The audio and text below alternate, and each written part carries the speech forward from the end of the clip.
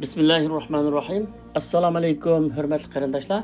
Bugun Musa alayhissalomning zamonida yuz bergan bir voqelikni anlatamiz.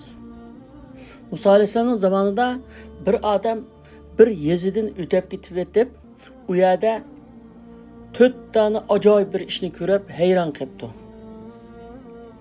Birinchisi, bu odam shu yeziga kirishiga nəhayət kəngrə ketgan bir etizlikni ko'ribdi. O etizlikda aşı ziraatlar nəhayət pişqan tayyor bo'lgan, masalan, bug'doyni o'rashga tayyor bo'lgan, shundoq chiroyli ko'rinayotgan chaqda dehqonlar kelib, uning o't qo'yib ekan, ko'ydirib ekan, hammasini. Aş etizlikdagi ziraatning hammani ko'ydirib ekan. Bu adam turib, hayron qolibdi. Bu so'ray desa, u odamning hammasi o'zining ishlari bilan mashg'ul hamda. Tamam deb ketibdi. Hech kimni tushunmay ketibdi hamda. Yana bir yerga ketib bo'lsa, bir odam yo'g'on bir toshni yerdan ololmay, injiqlab ko'tarilmay turibdi-da. Yerdan ololmay turib, odam yerdan qat'iy uzanmabdi o toshni. Ololmay turib, uning yeniga yana bir toshni kelib, ikki toshni ko'tarmoqchi bo'libdi. Ikki toshni ko'tarmoqchi bo'lib, yana ko'tarilmabdi. Birdan turib, yana bir toshni kelib, 3 toshni qo'yib, 3 toshni biroqli ko'taribdi odam. Ko'targaniga men hayron qolibdi-da.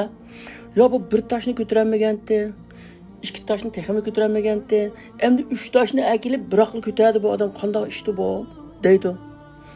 Yana ketib qoldi.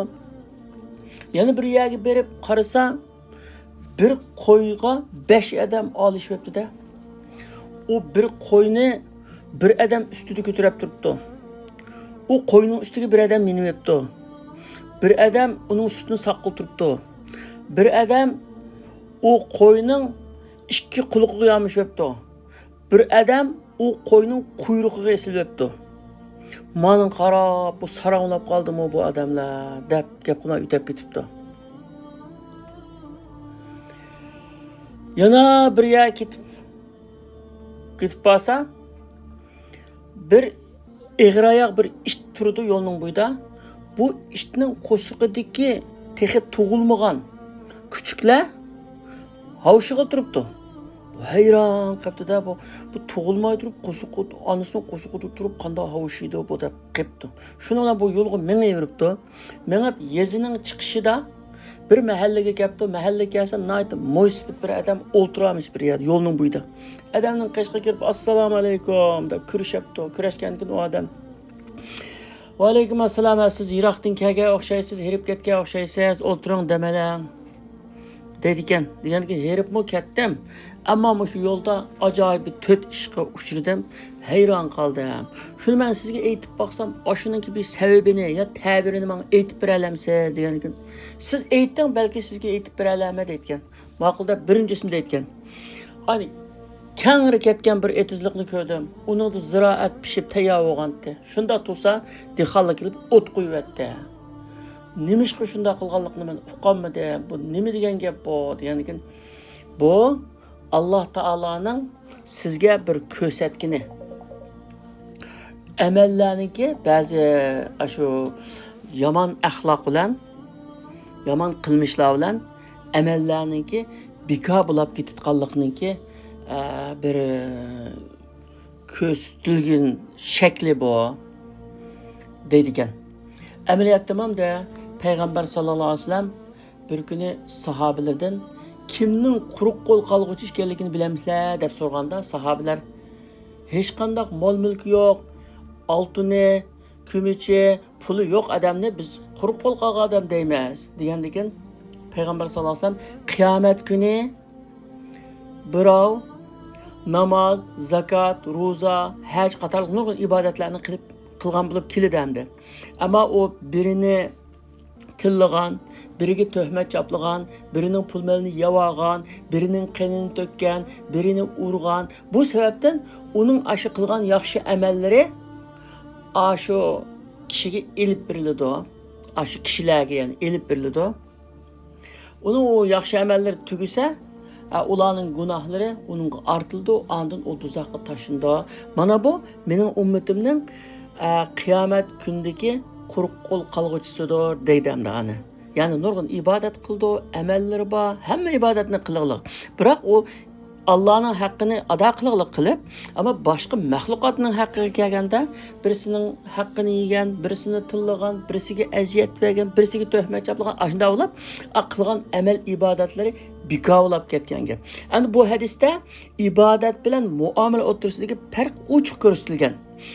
Yani hadiste görgünümüzde namaz ibadet, zakat ibadet, roza ibadet, hac ibadet. Ama birini tillaş muamele. Biriga töhmet çaplaş muamele. Birinin pulunu yeveliş muamele. Birinin qinni töküş muamele. Birinin yüzünü töküş muamele. Yani bu hadisten muamelenin načarlıqı sebeplik ibadetlerinin öz gücünü yo'qotadiganligini ve onun ya dünyada ya ahirette paydası bo'lmaydiganligini ko'rgili bo'ladi endi. Demek şu adamning şahidi ko'gini etizlikda kuyib ketganligi etizlikninki yaxshi amallarning tayyor bo'lgan, ya'ni ezqatadigan yaxshi amallarning kuyib ketgan ekan. Ziraatning kuyib ketgani xuddi bir adamning oxiratda ezqatishga tayyor bo'lgan amalining kuyib ketgan ekan, o adamning nacharligidan. İkincisini so'raydi adam. Bir adam bu taş, yo'g'on bir qo'ram toshni ko'tarolmay, injiqlab ayda qilib turib, yerden üzenmey, yanı bir taşını yanıga akılıp götürüp baktı, götüremedi. Yanı bir taşını akıp da 3 taşını götürdü. Ben heyran kaldım diyen bu taş günah. Allah sana şunu köz tuttu. Bu birinci qatim insan günah kılganda onun vicdanı götüremeydi. Günah kılganda hatta puşayman kıldı, hem bir aram buldu, onun vicdanı götüremeydi. İkinci qatim günah kılganda o günah biraz yine gelişiydi, götüreleydi. Üçüncü qatim şu günahını kılganda o günah hiç qanchalik vazni qalmaydi, yani o yine ilişip gidiyordu. O adamga nisbatan o günah qilish odatdagi ishdak yine ilişip gidiyordu. Vicdanga hech qanday ig'ir kelmaydi. Şu günahını ko'z tutdi o deydi. Üçüncüsü endi o qo'yning bir qo'yga 5 odamninki olishvog'ini o qo'y mushu dunyo. Onun sütünü saqqını o bay adamның misali. Üstüde kütəgini capakeş diqan. Üstüge minivağını, qoyunun üstüge minivağını padişah. Bu iki quluqqa yamışvağını şu adetteki cenni beqivatqan adamlar. Ama kuyruğuna esilvağını ömrü ahırlaşıp qağılı qopqan, yaşınıp qağan, ölümge yıkılışıp qağan adamның misali. Yani bu qo'y ularning bəşeylərinin heç qaysının emas. Lekin birisi şunda paydalandı, birisi şunda şu qo'yni kütürüp turdu, birisi şu qo'yning japasını tartıdı, birisi qo'yning qo'ruğuna alışıp aldı. Ama qo'y onun emas. Dünyama aşının o'xshash. Bazı adamlar dünya için şunda capa tartıdı, rahatını görmeydi. Bazı adamlar başka tartkan capanın rahatını körüdü, sütünü içidi, rahatını körüdü. Bazı adamlar goğa putti yıkılışıp kalan bolsa mı dünyadalıktan vazgeçemey, dünyaya yamışıp ayından mağdı o. Şu dünyanın misali o, insanlar aşında deydi. Onun dinkin Tötüncü kögünüm bir eğir ayak işinin qo'shiqidagi şu küçüklerininki şu nima qavab ayda qilganini ko'rib men hayron qoldim. Bu qanday gap degandikin bu g'ayvat shikoyat. Kerak bo'lmagan gapni qilib yüzüge günahını yuduvelishi insanın, insan oğlununki ağzından çıkan keraksiz, paydasız, üzge ziyan ve hasret, azap elip kıldıgan gap o, anın qavğını aşu deyken.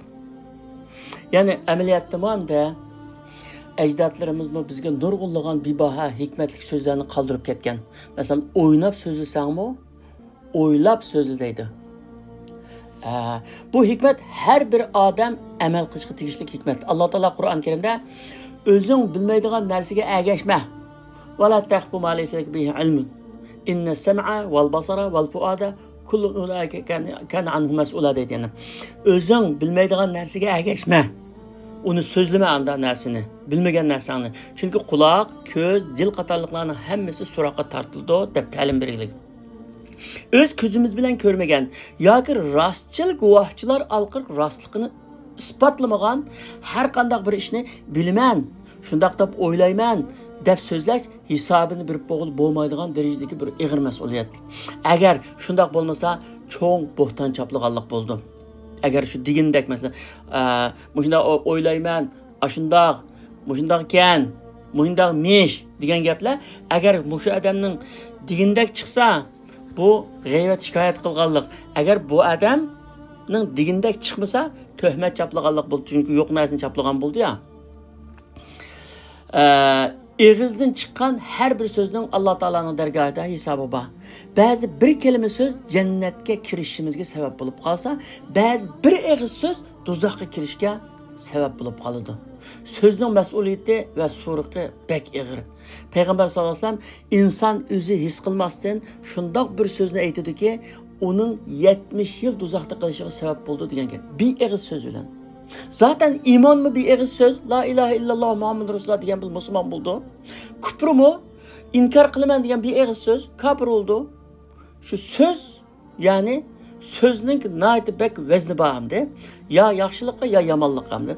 Ebu Hureyre radıyallahu anhu'nun ki açıkta özünü tutalmay Bilal radıyallahu anhu'nu qara xotunning balası deb qo'yganligi uchun Peygamber aleyhisselamның g'azabdan chiroyi o'zgarib ketgan ve Ebu Zerni sen cahiliyetning illatini qutulolmagan odam ekansan deb ayblagan.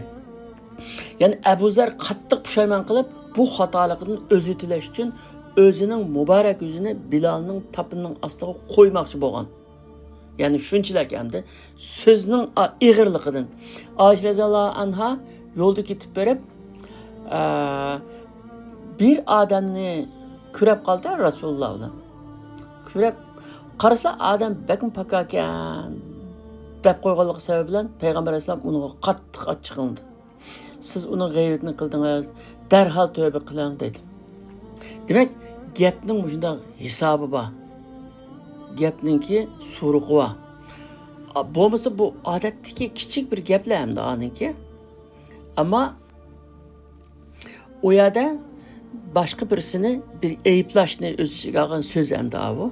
Shuning uchunmi Payg'ambar sollallohu alayhi vasallam tövbe qiling deganda, endi hozirgi zamonda insonlar biski rahat tuhmat chaplay oladi, kimninki rahat g'ayvatini qila oladi, kimning yuz obro'yini tushira oladi.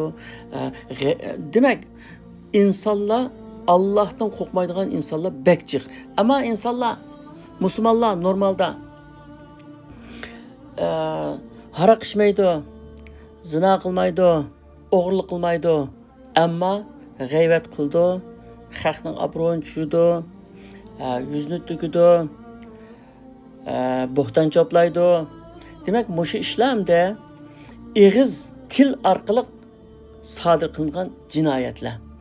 Endi ko'nillarimiz deydi, Alloh taolo bizni ko'p anglasin deb ikki quloq yaratgan ve az gap qilsin, kerakli gapni qilsin deb bir til yaratgan deydi.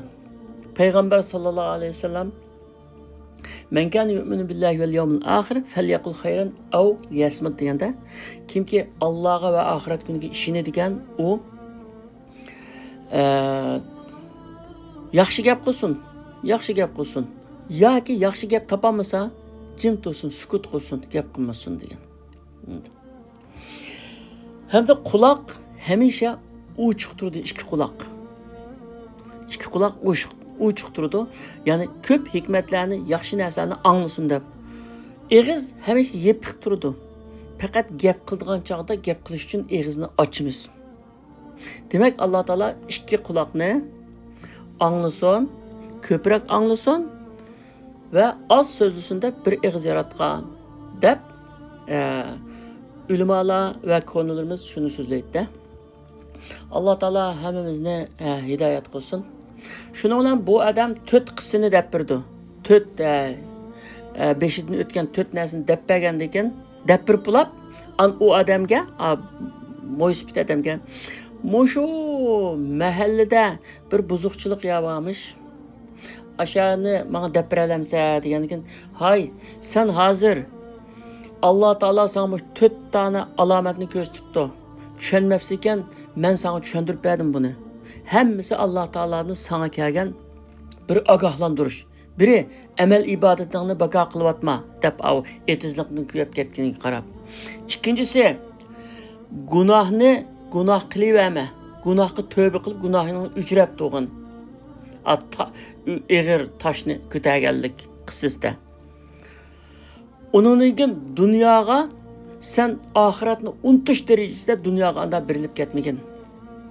Onunkin keraksiz so'zlarni jiq qilmagan, kishilarning g'aybatini qilmagan, o'zingning ishini bilgin, boshqalarningki ayiblarini echib boshqalar bilan bulab ketmagan, o'zingning kamchiligi bilan bo'g'in deb Alloh taolo sana mushu 4 alomatni ibretni sana ko'rsatibdi. Uni sana tushuntirib qo'ydim. Tushuntirib tursam, yana gunoh qilman deysan-ku degandan ha men gunoh qilg'ili chiqqandim ishaga degandan u mo'ysbit odam deydi ekan. Men odatdagi bir mo'ysbit odam emas. Men Azroil, o'lim farishtasi. Alloh seni menga uchrashtirdi.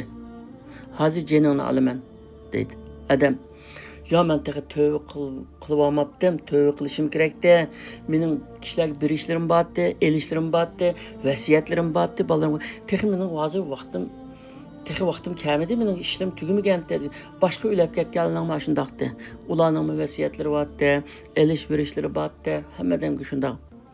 O'ylam keldi, kelgan hamon kechiktirilmaydi.